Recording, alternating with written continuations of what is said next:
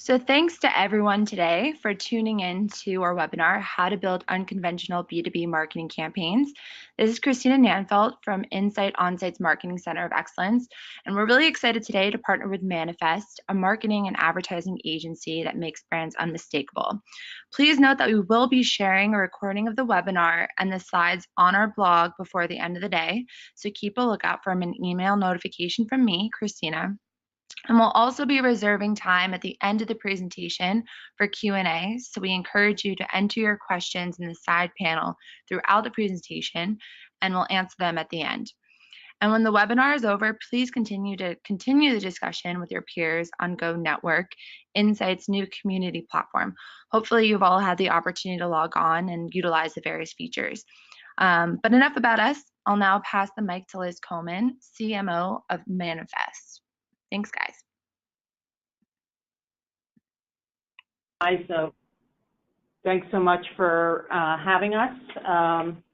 So our agenda is quite simple today. We're going to tell you in as few words as possible who we are, get to some interesting stuff and give you some fresh ways of thinking, followed by some practical applications that you can use in the very near term. So only 16% of webinar viewers are still listening after the first 10 minutes. We're trying to make this whole thing less than 10 minutes, but instead we're going to make it as fun and not painful as we can. We won't take the whole hour, and we definitely will open up for questions at the end, as Christina mentioned.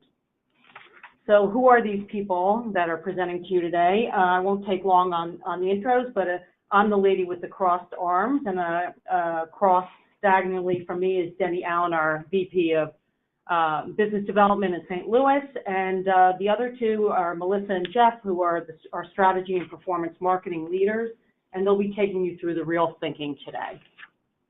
So we're a modern brand dialogue agency. What does that mean?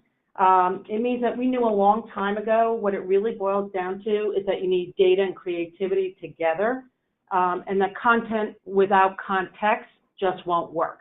So in other words, we speak to consumers in a way that's effective today. We have 5 offices: New York, Chicago, DC, Phoenix, and St. Louis, so we have a national footprint. We've been in business over 36 years, and about 60 to 70% of our business is B2B in any given year.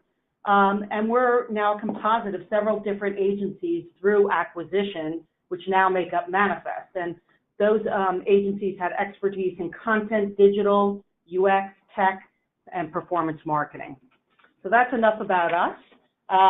We're not only here to shamelessly plug our agency, but we'll try to give you something of value. So with that, I'll let Jeff take over, and we'll get into the meat of the presentation. All right. Thank you, Liz, for a relatively painless introduction to the agency. But let's start this way. Question: what is the best way to sell data solutions to elite analytics leaders? The answer, perhaps, is get them a date. So it's interesting to note that data geeks and Silicon Valley insiders love OkCupid, objectively. And this is an article about how one math geek hacked OkCupid to help himself find love. Now, how did OkCupid become a fascination with these folks? A prime target, I assume, for a number of the people listening today. OkCupid merely set out to say interesting things about human dating behavior based on what their data was saying about it, but it became a case study in data-driven content marketing. Of course, they didn't set out to reach a niche IT audience or analytics geeks or anything like that, nor are they a B2B marketer. But they did do some of the most fascinating content going and stumbled upon a powerful human insight for this target, which is that they're socially awkward people desperately in need of a date. But what would it have taken for a company that does specifically provide data services and target these folks to think so deeply about their audience's needs that it might have used data to inspire content designed to help them find love? This is kind of a metaphor for what we want to talk about today. Creative marketing that goes against the grain, makes a meaningful impact on someone's life, some human's life, and leverages proprietary data to inspire unique messaging. And yet, most B2B marketing is really more like this, what they normally see, something like this Microsoft Azure piece of content, an in-depth look at the cloud services platform from Microsoft, And obviously this is a blunt example and I'm not being completely fair, but this is the spirit of the conversation we want to have today. Something seems to happen in B2B marketing, whether we're talking about ads, content, email, or other forms of communication, that makes it quite conventional or flat out boring sometimes. Cloud services will, of course, never be as fun as dating, but that only means the creative bar needs to go higher, not lower. Much of what we know works for consumers is simply not applied to B2B audiences, and we don't quite understand why. It's simply a fact that the principles we see repeatedly work to drive success on the consumer marketing and advertising world go ignored, or at least under-leveraged in the B2B world. The assumption is often that it's a different game, but is it really? We need to take heed of what we know makes people act and merely use it a bit differently rather than ignoring it. So what happens when they get inside the office building? It's as if something goes awry in the gray area between the parking lot and the front door of the office, between our personal lives and our professional lives, that makes marketers change their approach. Do people fundamentally change when they walk into the lobby? Why should the marketing we get in one place value creativity and memorability, and the other be traditionally known as informational and dry? How is communicating to a human in the office different from communicating to a human on the couch? No one says this: I'm an account-based marketing target. Your niche doesn't necessarily think of themselves as a niche target or as an influencer in a purchase decision process. They're, of course, a human first, senior level systems engineer second. It's just Dan who likes Minecraft. B2B marketing tends to get lost in its own head, in my opinion. It pretends that its category is the only thing happening in its target's lives. These people are still driven by core human emotions, making them the same irrational decisions consumers do when they started paying $5 for coffees and spending their hard-earned money on Farmville characters and crypto kitties. So 15, that's the average number of times employees check their personal email during a workday. So our professional selves and our real selves, so to speak, inhabit the same body at the same time all day long, and they take turns driving the ship throughout the day. Our personal lives interrupt work repeatedly to plan vacations, gossip with friends, and of course send illicit messages. 70 is the percent of working people for whom checking Facebook is the first activity upon opening their computers in the morning. So work doesn't really start when work starts. The first thing we do is this kind of mindless personal stuff. Facebook is frankly an indelible part of basically all of your target's lives, and it's likely as good a place to connect with whoever matters to you as a wonky industry forum. 2.3 billion, that's the number of people on Facebook, which means there's as many people on Facebook today as were on planet Earth in 1940. We love to think of our audience as a special niche, yet Facebook is universally the best place to reach everyone from endocrinologists to front-end UX designers to dog walkers to supply chain managers. The world has actually converged far more from a media standpoint than it has splintered in actuality. Finding your people really isn't that hard. Melissa, who you'll hear from in a second, can do it quite easily and give you some tips about doing that. But getting them to let you in the castle walls is what we think is really the hard part. Melissa, do you want to speak to this one? She might be stuck on mute, which is okay. I'll carry on. Targeting is not relevance, so here's an interesting fact for you. 5 exabytes of data, that's the amount of content created in all of human history until 2003, but that's also the same amount that's now created every single day today. So let's not confuse targeting and relevance. Reaching them and touching them, so to speak, are different things. We know efficient targeting is important, but too often what gets overlooked is, frankly, the quality of the actual content, message, or advertising. There's really no use in finding them unless you can move them. Your narrow business target is subject to the same conundrum that consumer marketers face, which is the overwhelming amount of what I call space junk, which is floating through the ether, exhausting your target's attention span and cognitive capacity. Just like everyone else, you're competing with the Geico, Gecko, Trump, and the progressive lady, to name a few. Again, it's not just a matter of finding them, it's everything that happens next that we think B2B companies can do better with, and it's about doing something noteworthy and meaningful for the target rather than communicating like an inanimate company. So garbage out, garbage in. I know you've heard of the opposite, garbage in, garbage out, which is the classic overused cliche when it comes to B2B data-driven marketing. Meaning, if you collect garbage data, it will be less useful, less efficient, less effective as the basis of your marketing. But collecting good data is largely dependent on your ability to earnestly engage the target in the first place. That is the actual message, the actual mode of communication. And this essentially works as the inverse, garbage out, garbage in. Studies show that better creative work tends to garner better leads. There's actually a correlation in advertising, for example, between ads that win Cannes Lions and other creative awards and ads that drive conversion. The better the content or message, the higher esteem your brand is held in by more important influential people, and the stronger your conversion funnel will get. But this is simply not the way B2B marketing is trending. It tends to value quantity over quality in a world that we see is rapidly becoming the opposite. So in this world of one-to-one marketing, where 68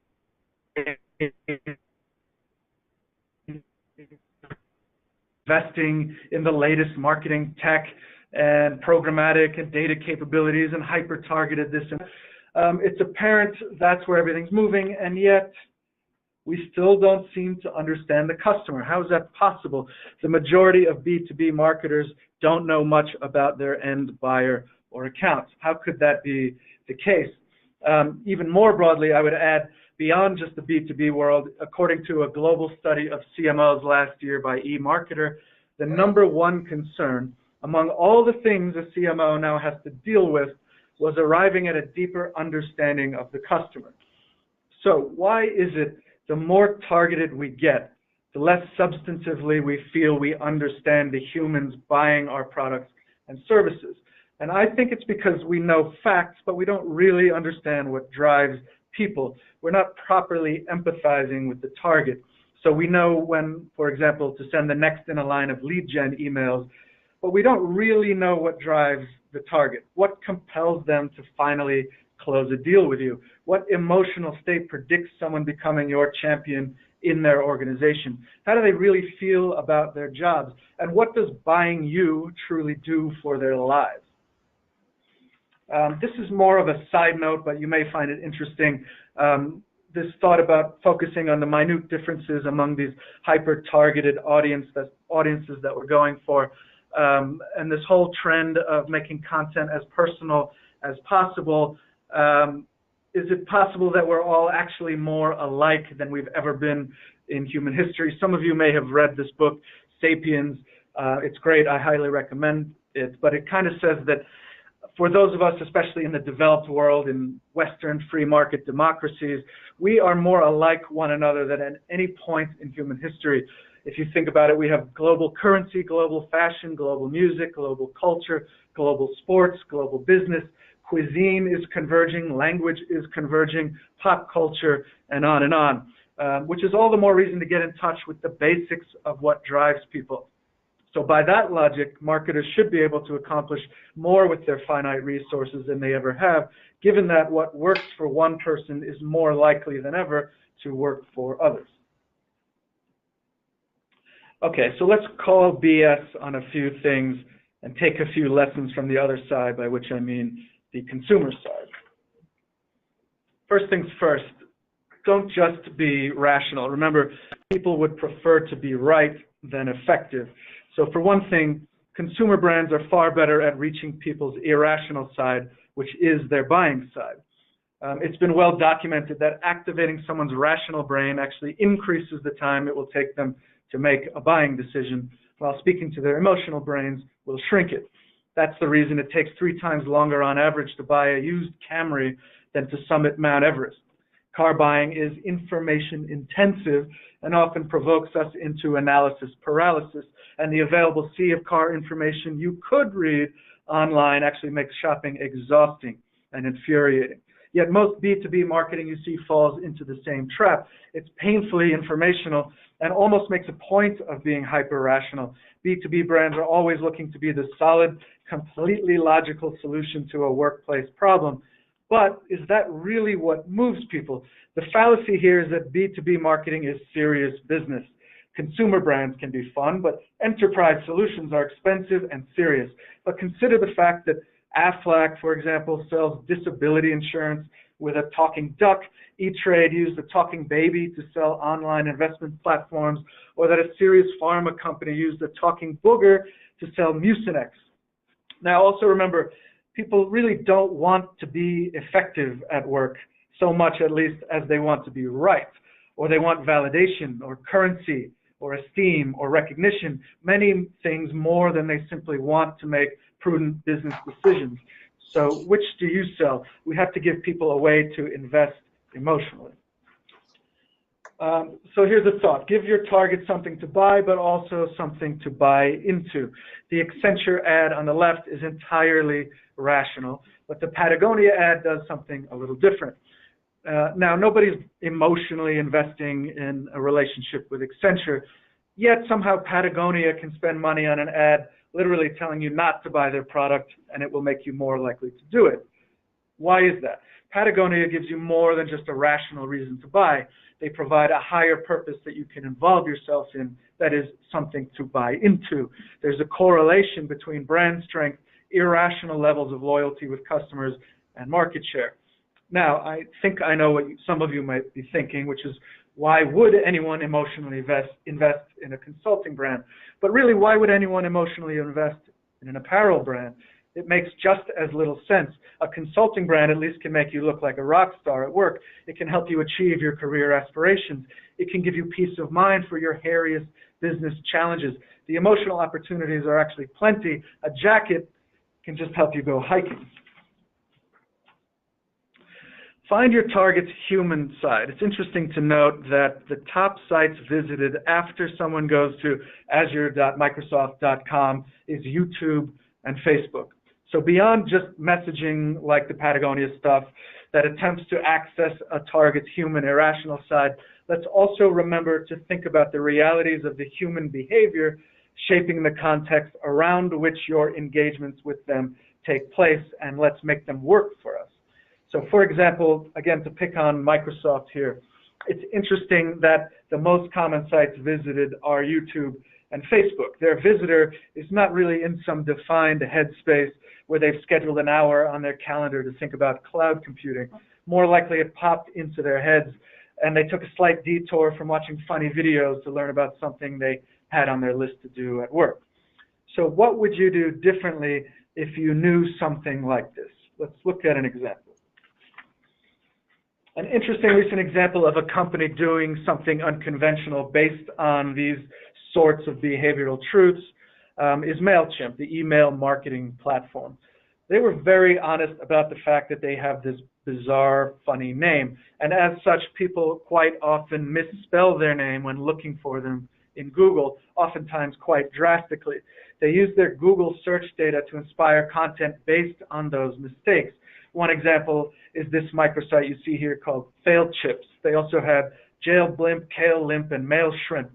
They basically designed funny, amusing content and experiences based on this truth, and ultimately drove people from those experiences to the appropriate sales site.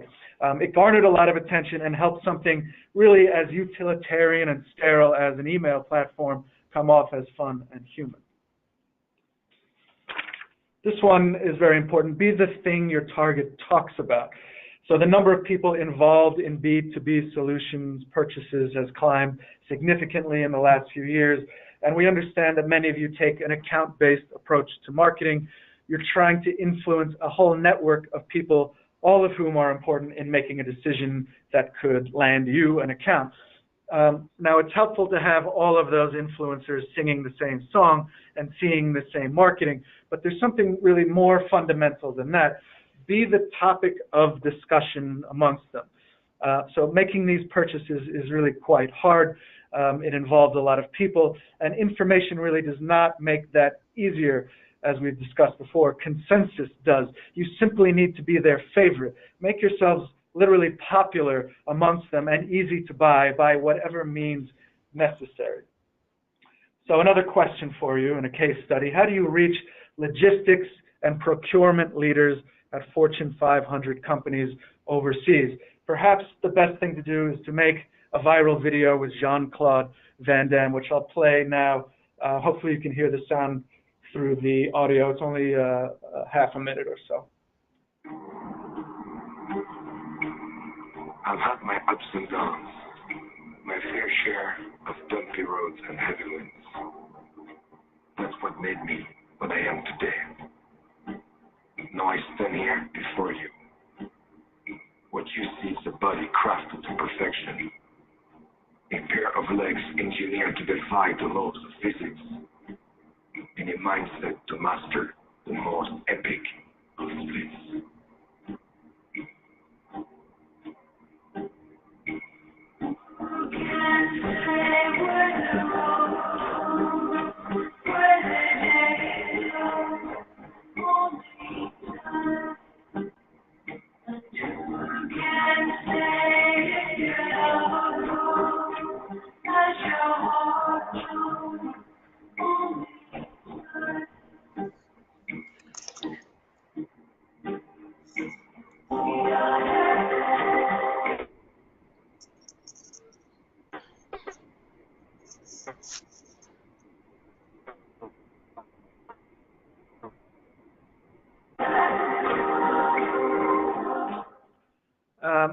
Now, a lot of people may know this video transcended the little niche that it was intended for. In fact, 90 million people have now watched this ad for a Volvo truck that was intended for fleet buyers. So why spend the money to get Jean-Claude Van Damme, and for that matter, Enya, who for me really brought the piece to life, for a piece of marketing intended to really only affect a handful of people, and who cares that this thing took on a life outside of that niche? Well, what it did was make Volvo unbelievably popular and talkable, not just amongst people who like fun advertising, but amongst the entire decision tree of people who purchase truck fleets. So a key factor here was the opinion of the drivers themselves and their input to procurement. And from that standpoint, this piece of content was shared all over that community, and it took on a life of its own. So let me read a quote from one of the executives on the project who said, "If we talk to our salespeople in our 140 markets all over the world, they tell us very often one of the first things prospective customers bring up in conversation is the viral film." So the message was clearly tightly connected to their selling point, which was precision steering, especially in reverse. But notice they didn't do just a white paper about precision. They did something that would make them popular amongst the ranks of all of the people that really matter in their decisions. And now Melissa will take you through one shameless case study to that point. Thank you, Jeff. All right, so on the next slide, what we'd like to do is really talk about CDW, which is one of our long-standing relationships. CDW needed to reposition themselves from a box shipper to a leading influencer within the crowded IT landscape. As a reseller of products, CDW couldn't rely on technology innovation or product ingenuity. So they really needed to reposition themselves as true experts in the space. So the idea was to become the official soapbox and megaphone of the doers, to really stand for the industry and become a thought leader in the space, and to do it in a way that would actually go out and cover 6 key verticals that were really important to them. One being small business, the education space, the healthcare space, and then the federal and local government spaces. What we ended up doing was helping them to create 6 different owned media properties, which were covered by branded newsrooms and spanned the web, social media, print, immersive content, video, live event coverage, and more. But more importantly, what we really wanted to do was position CDW's own internal subject matter experts as the rock stars, highlighting them with their own bylines and actually making them micro-influencers within the space. One of the things that we've done to do this is we help them to put out specific customer case studies, industry trend reports, and even cover events to really highlight the people. In addition, we try to also make sure that we're taking our own medicine and making it fun. So these different CDW bylines also cover cultural events, really bringing a little bit of levity into the space, producing pieces such as The Mothers of Technology, a piece which highlights women pioneers in the technology industry, and pushing that out on Mother's Day. We've seen great engagement not only in social media, but actually in the commentary on our blogs when we're able to bring everyone's everyday cultural events into the space. And the proof is actually in the sales. We've seen over $500 million attributed to CDW's content program with us in their branded newsroom. About 40% of that traffic is actually organic and comes from organic search. And together, in partnership with CDW, we were able to win the 2017 Content Marketing Award for Integrated Content Marketing Program for both print and digital integration. And so on that note, we really want to make sure that we're insightful, not informational. 90% of B2B marketers say that they do targeted digital content marketing, but only 11% said that it was actually very effective. Of course, you have many tools at your disposal. It's not often about brand advertising at your level.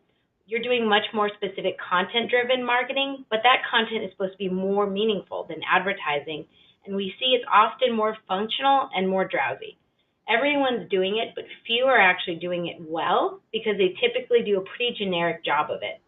Again, we know that buying enterprise solutions is immensely complex and it takes money and many voices in the decision-making process, but being merely informational with your content only exacerbates that. Furthermore, it actually doesn't do anything for the brand.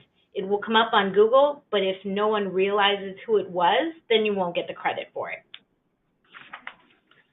A little inspiration you can use based on that. Let's take some inspiration from this consumer side and this Spotify campaign. They did a few billboards that were quite interesting. Dear person who played Sorry 42 times on Valentine's Day, what did you do?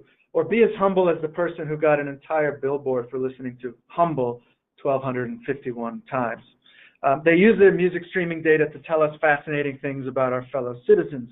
This took on a funny slant, but the principle here is this. Every one of your companies knows fascinating things about the way your industry works, the people who work in it, or many other things that would be fascinating to know. Your data is as interesting as anyone's to your target. So write what you know. Make your company more than informational. Make it a fascination for your target. Turn your proprietary data and insights into creativity and give your targets content they will truly value and never forget. And that's the reason that something as old-fashioned as research reports are still said to be the most successful form of B2B content marketing from a conversion standpoint. So think about it. The research report is really a metaphor for everything we've just talked about. It's proprietary research based on the brand's expertise. It's a download, which means it has inherent value to those who engage with it, meaning it was conceived with the user in mind. And it's not just rational insofar as it's useful to your target and can make them look smart in a meeting. It's not a hollow marketing message. It's a mechanism of success. So let's transition into something a little more practical for you. 5 quick wins, a few things you can do in the near term to impact your audience. So the first quick win is to use your data to drive messaging, not just targeting. Find empathy for your target and then do something nice for them, basically. According to a 2017 study, 5 to 35% of ROI is driven by an ad's targeting, while significantly more, 50 to 80%, is driven by the creative.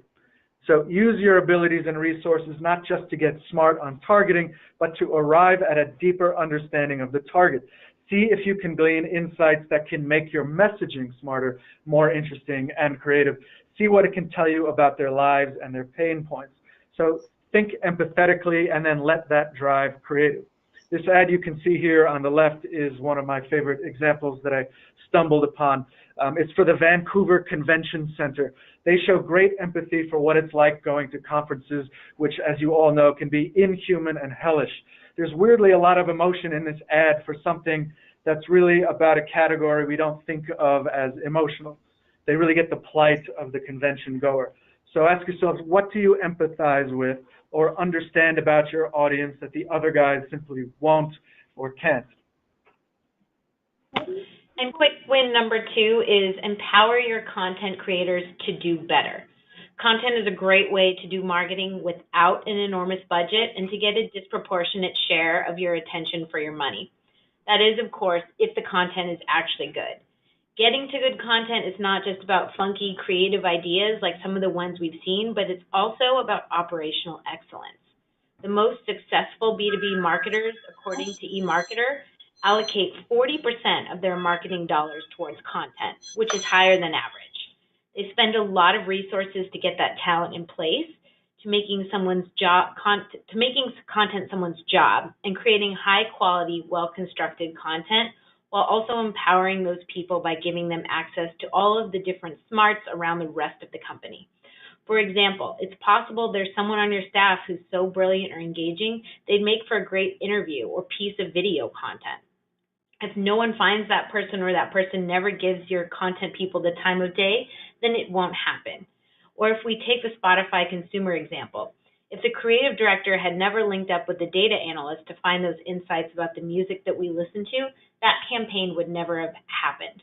So get the full organization to invest in content that you'll be proud of and that will engage your consumer. Content for a bit with quick win number 3. Eliminate random acts of content. Be purposeful and strategic. You should definitely experiment and try things, and that is one of the strengths of content. But make sure you're clear on exactly what you're hoping to learn every time that you do experiment. For instance, if you force yourself to fill out this basic content strategy framework you see here on the left, it will likely cause you to take a holistic look at your content. All of the elements of your program should feel like they belong together. The value that you bring to your audience should be purposeful and ownable, but it should relate to the means by which you reach them, which should relate to the voice with which you speak, which should relate to the channels you choose. Most importantly, force yourself to write what we call a single-minded proposition. So try to express in one line or one sentence what value or use your content should have in your target's world. And try to be specific. What is your content actually supposed to do for them tangibly and emotionally? And don't say, inform them about my company. Quick win number 4 is to find an original voice, the real tone of your company, because voice can go a very long way as far as differentiating your content and making you worth listening to. That tone really should reflect the truth of your company. How do you actually communicate? What's your true personality? There's a lot of ways to discover an ownable and interesting voice, and we can help you with that.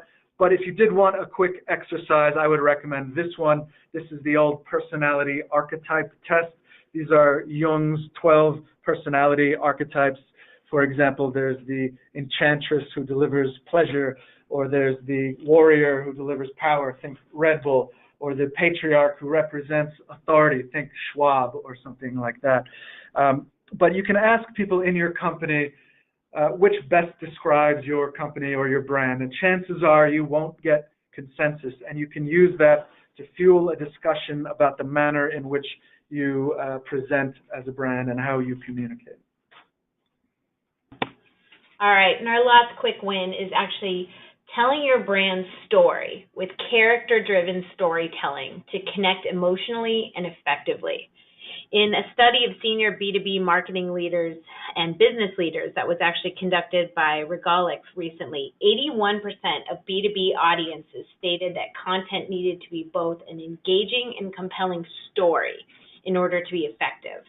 Telling a brand story shouldn't mean regurgitating its mission statement, but effectively telling the stories of its products and its consumers in a way that actively engages the brain.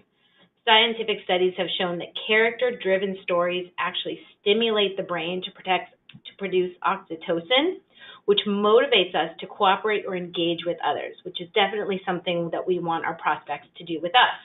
So in order to engage our B2B audiences, we can tap into the deep-seated human reaction to the story emotionally with this formula. 1, follow the basics of a story. There's a beginning, there's a middle, and there's an end. 2, use emotional and situational familiarity to hook your prospects and allow them to envision themselves in that situation. 3, create tension or a story climax that has parallels to the recipient's own business challenges, again, allowing them to envision themselves in that situation. And then 4, don't talk about your brand. Let the client story or the leading character do that. Character-driven storytelling is a great, effective way to actually emotionally connect with B2B audiences. And then finally, one last shameless plug, strategy911@manifest.com. When in doubt, call Manifest. But seriously, if you find yourself in something of a marketing crisis or you really just want to talk for a few minutes about a particular problem, please reach out. Strategy911@manifest is a real email. It goes to Jeff and I, and we can respond very quickly. So don't hesitate. Maybe you just have a distribution question, a piece of content that you'd like to make more of, whatever, give us a ring. We'd be happy to help. And with that, we can move on to Q&A. Awesome. This is really great. Thank you, everyone. So attendees, definitely encourage you to enter questions in the side panel if you haven't done so already. We do have some questions, so to get the ball rolling. How do you get started with this type of content? For us, we're just starting out, so it's hard for us to understand how we can measure success early on and get started. I'll kick us off, and then I can turn it over to Melissa. And one of the great things about content is how scalable it is. I mean, dipping your toe in and just creating one worthy, high-fidelity piece of content will really create a lot of momentum. Melissa can give you a thought about operations, but for me, it comes back to these sort of fundamental aspects of marketing that I tried to speak to from the consumer side. The best content comes from the best insights. So really spend some time finding the insights you probably already have. Look at them maybe in a new light. See what is most creatively inspiring or what might be most surprising to your audience, and start to imagine something surprising or different as far as content that you could create.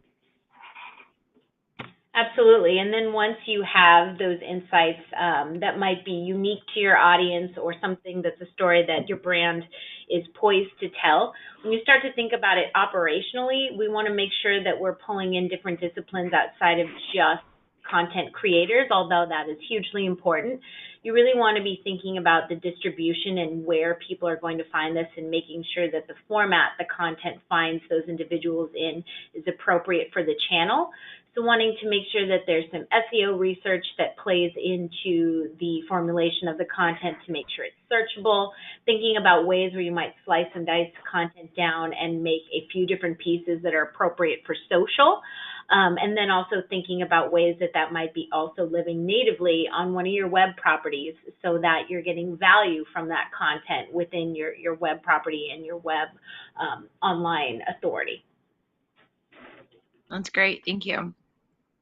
Next question. Do you mind sharing a little bit more about your creative process?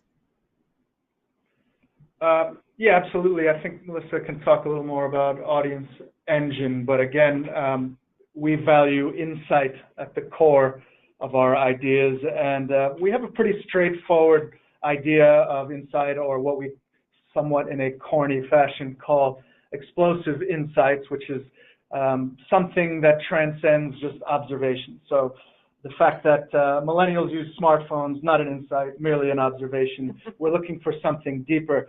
And getting to those sort of deeper, more difficult, more useful insights is, to us, a matter of really grunt work. It's about balancing everything you know about the category, the client, the culture, the consumer, all the 4 or 5 C's, if you will, and just basically playing that jigsaw puzzle game. Find the truth in those 4 or 5 areas and smash them into each other and see what comes out. Absolutely. And then when you think about the creative process from an operational perspective, we tend to have what we call an audience engine model. It's actually a proprietary integrated content marketing operational process for us. Sorry, that was a lot of descriptors. But what it is it's centered around 5 key disciplines that actually work together to ideate, to create, to distribute, and then to measure a brand's messaging or content. So those 5 key disciplines are editorial, to ensure that we're actually being consistent in tone, voice, AP guidelines if it's something that's important to the brand, visual design, making sure that everything is aesthetically pleasing, turning statistics and different types of data points into visualizations, and then also slicing up content for social assets. We have a performance marketer who's part of the mix, who's really thinking about what are people looking for and how are people engaging prior to actually coming upon content, and then where can we push it out and how can we distribute it. We have engagement managers that think about monitoring the community so that we ensure that once we actually curate that audience, how do we retain them and actually engage them? Getting them there is one hurdle, but actually keeping them is much more challenging. And then finally, we have a data intelligence analyst. So somebody who is well-versed in analytics, loves to geek out on the data, and not only looks at the performance of the website, the social channels, organic search, and different things like that, but they're also looking into some of these insights and these statistics like you've seen in this deck so far, so that they fully understand the audience and they can be constantly working with the rest of the team to understand this is what's important to our audience today. How can we become an authentic part of that conversation? Wonderful. Thank you so much, both of you. So I think those were the only questions that we had today. This is really great. Thank you to the Manifest team. As I mentioned before, we will be posting this on the blog and then starting a dialogue on Go Network. So feel free to continue the conversation there. So I'll give everyone 15 minutes back. Thank you. Enjoy your day. Thank you for having us.